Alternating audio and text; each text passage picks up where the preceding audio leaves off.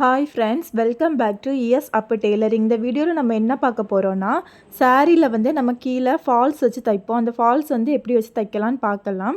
இந்த மாதிரி tailoring videos பார்க்கணுன்னா என்னோட சேனலை சப்ஸ்கிரைப் பண்ணிக்கோங்க, ஷேர் பண்ணிக்கோங்க, லைக் பண்ணிக்கோங்க. பக்கத்தில் உள்ள பெல் ஐக்கான் பட்டனையும் ஆன் பண்ணிக்கோங்க. வாங்க இப்போ வீடியோக்குள்ளே போகலாம்.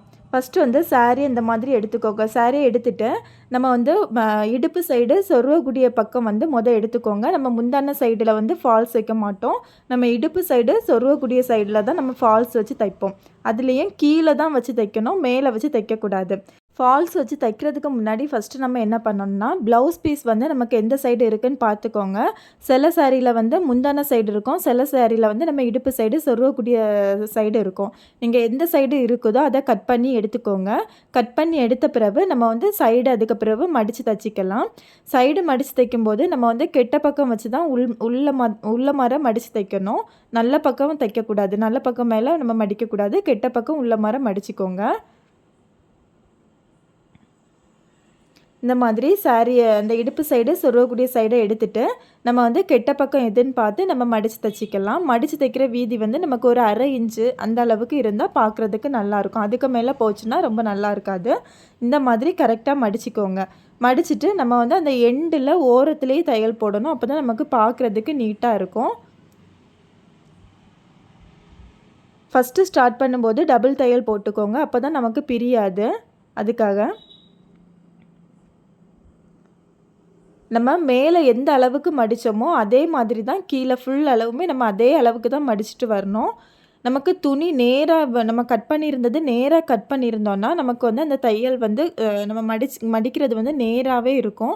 கிராஸில் இருந்துன்னா லைட்டாக ஸ்ட்ரைட் பண்ணி கட் பண்ணி விட்டுக்கோங்க. கட் பண்ணி விட்டுட்டு அதுக்கப்புறம் வந்து இந்த மாதிரி மடித்து தைச்சிக்கோங்க. அப்போ நமக்கு ஸ்ட்ரைட்டாக இருக்கும். அந்த துணி பார்க்குறதுக்கு நீட்டாகவும் இருக்கும்.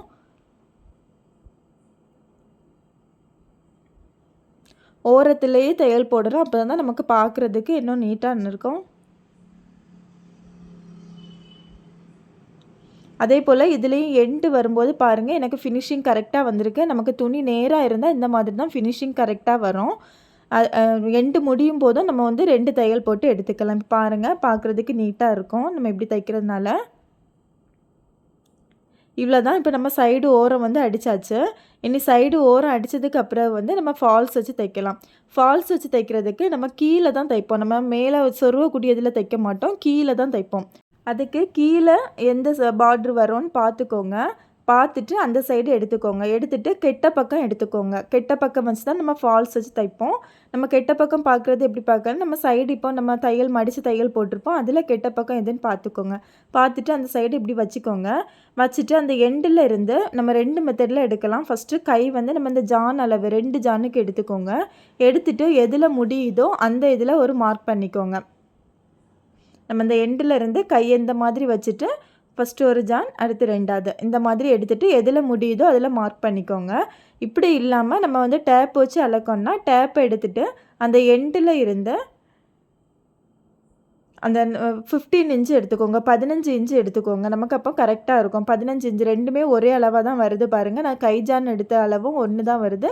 டேப் வச்சு 15 அளக்கும் போதும் அதுவும் கரெக்டாக ஒன்றே போல் தான் வருது. அடுத்து நம்ம சாரியில் வச்சு தைக்கக்கூடிய ஃபால்ஸை எடுத்துக்கோங்க. ஃபால்ஸ் நம்ம எந்த மாதிரி எடுக்கணும்னா, நம்ம சாரி பார்டரில் கீழே என்ன கலர் இருக்குதோ அந்த கலருக்கு மேட்ச் ஆகுறது மாதிரி எடுத்துக்கோங்க. எனக்கு கொஞ்சம் டிஃப்ரெண்ட்டாக தான் இருக்குது, ஆனால் நீங்கள் அதை மாதிரி எடுத்துக்கோங்க. எடுத்துகிட்டு நமக்கு அந்த ஃபால்ஸ்லேயே 2 சைடுமே தச்சு மடித்து உள்ளே லைட்டாக தச்சுருப்பாங்க. அதில் தச்சது வந்து நமக்கு கெட்ட பக்கம், நமக்கு அந்த மடிப்பு வர்றது வந்து கீழே இருக்கணும், மேலே வந்து நமக்கு நல்ல பக்கமாக இருக்கணும். அந்த மாதிரி வச்சுக்கோங்க. மேலே நமக்கு நல்ல பக்கம் தெரியாது மாதிரியும், உள்ளே வந்து கெட்ட பக்கம் அந்த மடித்து தைச்சது உள்ளே போகிறது மாதிரி வச்சுக்கோங்க. வச்சுட்டு எண்டில் வந்து நம்ம இந்த மாதிரி ஃபஸ்ட்டு மடிச்சிக்கலாம்.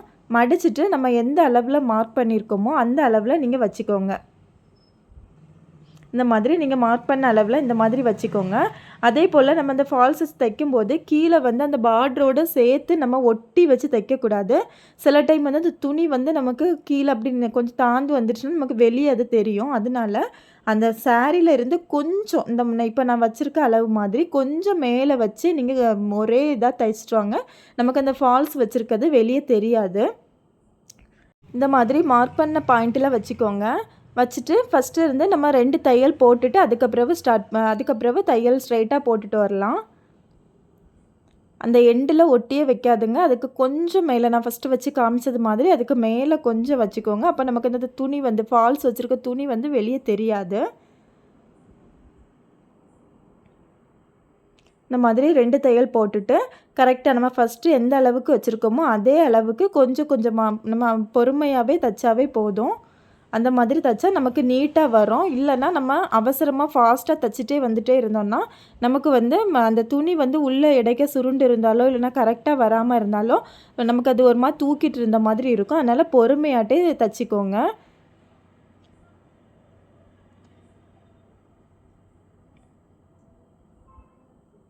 இந்த மாதிரி ஒரே அளவாட்டே வச்சுக்கோங்க. வச்சு கரெக்டாக தைச்சி எடுத்துக்கோங்க. பாருங்கள் நமக்கு நீட்டாக இருக்கும்.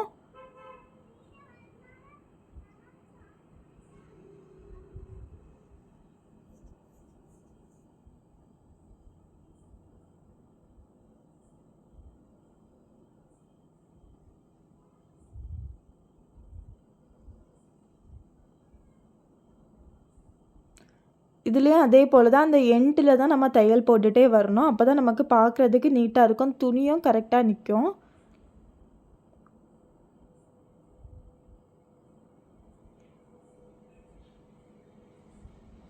பாருங்கள் நான் தைக்கிறது எண்டில் நம்ம தைக்கிற வரைக்கும் எனக்கு கொஞ்சம் அந்த சாரியிலேருந்து ஃபால்ஸ் கொஞ்சம் கேப்பு விட்டு தான் வச்சுருக்கேன்.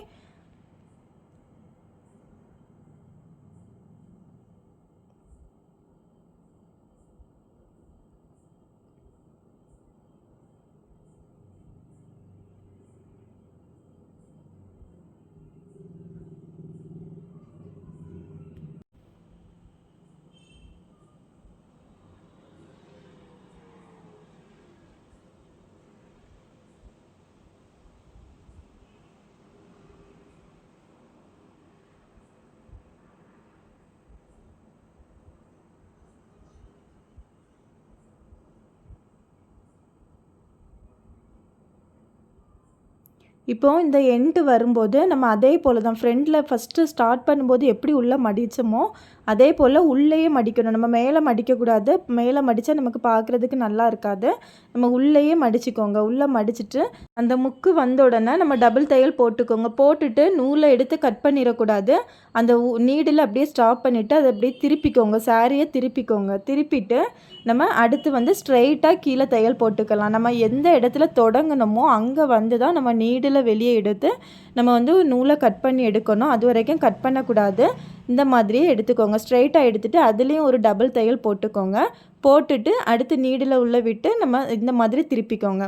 பாருங்கள் எவ்வளவு நீட்டாக இருக்குதுன்னு பாருங்கள். நமக்கு அந்த துணி கொஞ்சம் கூட சுருக்கம் இல்லாமல் இருக்குது. இந்த மாதிரி எடுத்துகிட்டு அதே போல் ஸ்ட்ரெயிட்டாக நம்ம தையல் போட்டு எடுத்துக்கலாம். தையல் போடும்போது இப்படி லைட்டாக உள்ளே இருக்க சாரியை இழுத்து இழுத்து விடணும். நம்ம கீழே தையல் போடும்போது அந்த மாதிரி பண்ணண்டா. ஆனால் மேலே வந்து நம்ம தையல் போடும்போது கண்டிப்பாக அந்த துணியை வந்து லைட்டாக இழுத்து இழுத்து விடணும். அப்போ தான் நமக்கு கரெக்டாக ஃபினிஷிங் வந்து கரெக்டாக வரும். இல்லைனா துணி வந்து உள்ளே சுருங்கியிருக்கும். இல்லைனா அந்த ஃபால்ஸ் துணியாவது நமக்கு வந்து உள்ளே சுருங்கி போய் இருக்கும். அதனால் நம்ம கரெக்டாக அந்த மாதிரி லைட்டாக இழுத்து இழுத்து விட்டு தையல் போட்டுகிட்டே இருந்தோன்னா நமக்கு துணி எதுவும் சுருங்காமல் இந்த மாதிரி நீட்டாக வரும். அதே போல் தான் மேலேயே அந்த ஓரத்துலேயே தான் தையல் போட்டுட்டு வரணும். இந்த ஃபால்ஸ் எதுக்கு வச்சு தைக்கிறாங்கன்னா நமக்கு வந்து சாரீ வந்து நீட்டாக இருக்கும். ஃபஸ்ட்டு நமக்கு மேலே சாரீ நம்ம கட்டின பிறகு நமக்கு சாரீ வந்து மேலே மேலே தூக்கும். இந்த மாதிரி ஃபால்ஸ் வச்சு நம்ம தைச்சோன்னா நமக்கு வந்து சாரீ மேலே தூக்காது. அதுக்காக தான் இது கூடுதலாக வச்சு தைக்கிறது. அப்புறம் வந்து சில சாரியில் வந்து ரொம்ப கொல கொலன்னு இருந்த மாதிரி இருக்கும். அதில் வந்து ஒரு ஸ்டிஃப்னஸ் கிடைக்கும். அதுக்காக தான் கூடுதலாக வச்சு தைப்பாங்க.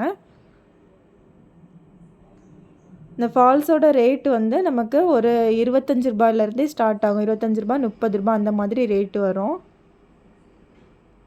இப்போ அதே போல் எண்டு வந்த உடனே நம்ம மேலே அந்த சைடில் மடித்து தான் வச்சுருக்கோம். அந்த எண்டு பக்கம் வந்த உடனே அதில் வந்து ஒரு 2 தையல் போட்டு எடுத்துக்கோங்க. டபுள் தையல் மாதிரி நம்ம இந்த மாதிரி போட்டுக்கோங்க. போட்டுட்டு ஊசியை ஸ்டாப் பண்ணிவிட்டு அப்படியே சாரியை திருப்பிக்கோங்க. திருப்பிட்டு கீழே வந்து தான் நம்ம வெளியே எடுக்கணும். அதுக்கப்புறம் இந்த மாதிரி அதுலேயும் டபுள் தையல் போட்டுட்டு வெளியே எடுத்துக்கோங்க. இப்போ பாருங்கள் நமக்கு தைச்சாச்சு. எவ்வளோ நீட்டாக இருக்குதுன்னு பாருங்கள். துணி எங்கேயுமே சுருக்கம் இல்லை. நமக்கு சுருக்கம் இல்லாமல் கரெக்டாக ஒரே அளவுக்கு வந்திருக்கு. வெளியும் பாருங்கள் நமக்கு அந்த லைட்டாக அந்த தையல் மட்டும் தான் தெரியுது தவிர வேறு எதுவுமே தெரியாது. அந்த துணியும் வெளியே தெரியாது கீழே. இந்த மாதிரி நம்ம கொஞ்சம் அந்த சாரீலேருந்து ஃபால்ஸை கொஞ்சம் மேலே தூக்கி தைக்கும்போது நமக்கு நீட்டாக இருக்கும். இந்த வீடியோ உங்களுக்கு பிடிச்சிருந்தா லைக் பண்ணுங்கள், ஷேர் பண்ணுங்கள். தேங்க்யூ.